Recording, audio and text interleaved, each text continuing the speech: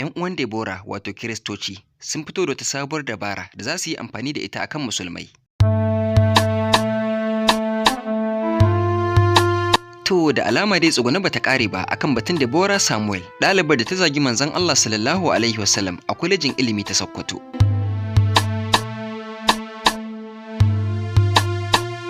Wanda idan ba ku manta ba, a sanadin zagin da ta yi wa ma'aikin Allah, wasu daga cikin ɗalibai abokan karatunta suka ƙona ta da ranta. Kasancewar maganar ta ɗan kwana biyu har ta fara lafawa, to ashe dai da sauran rana a kaba, domin kuwa Kiristoci 'yan uwanta sun fito da ta sabuwar dabara da za su aiwatar akan musulmai.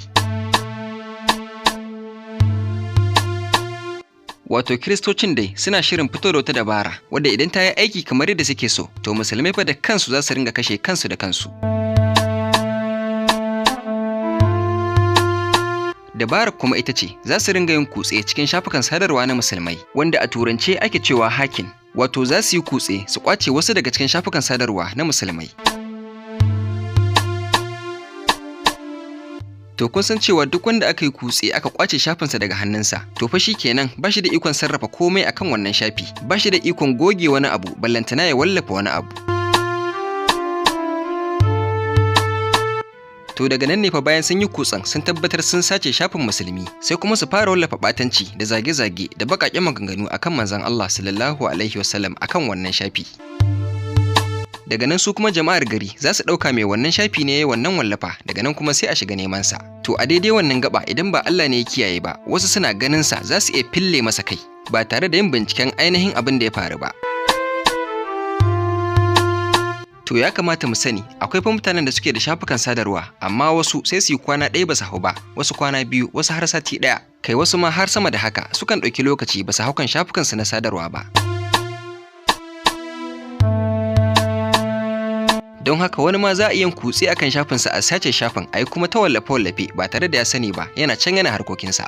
To akan irin wannan idan da tsautsayi yana zamansa sai dai kawai ya ga wasu sun zo sun rufe shi da duka kuma sun kashe shi har lahira.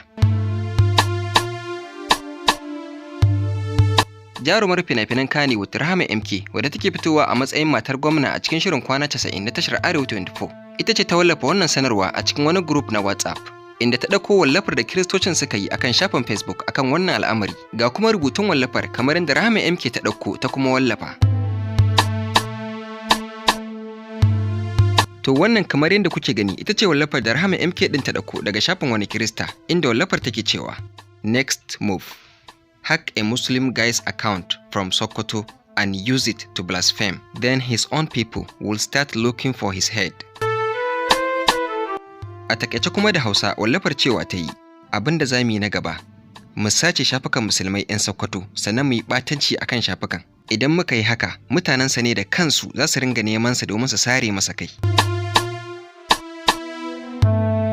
A ƙasan wallafar an yi faɗakarwa mai muhimmanci zuwa ga musulmai wadda take cewa don Allah a kula da wannan, sannan kuma a ɗauke shi da muhimmanci. Allah ya tsare, don Allah ku taimaka ku kawar da wannan masifar, ku wallafa wannan saƙon domin tunatar da 'yan uwa musulmai. Arna sun fara wani mummunan shiri kamar yadda kuka gani, duk wanda ya sa lambar wayar shi a shafin Facebook da Instagram ya gaggauta cirewa, sannan a ƙara gyara password wato kalmar shiga shafukanka. Don Allah mu taimaka mu yaɗa har duk wani mai kafar sadarwa ya samu wannan saƙon domin ɗaukar mataki.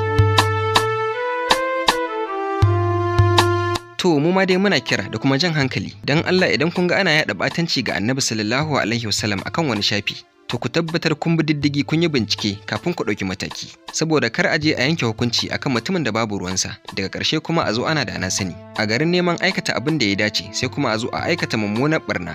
Allah ya kiyaye mu.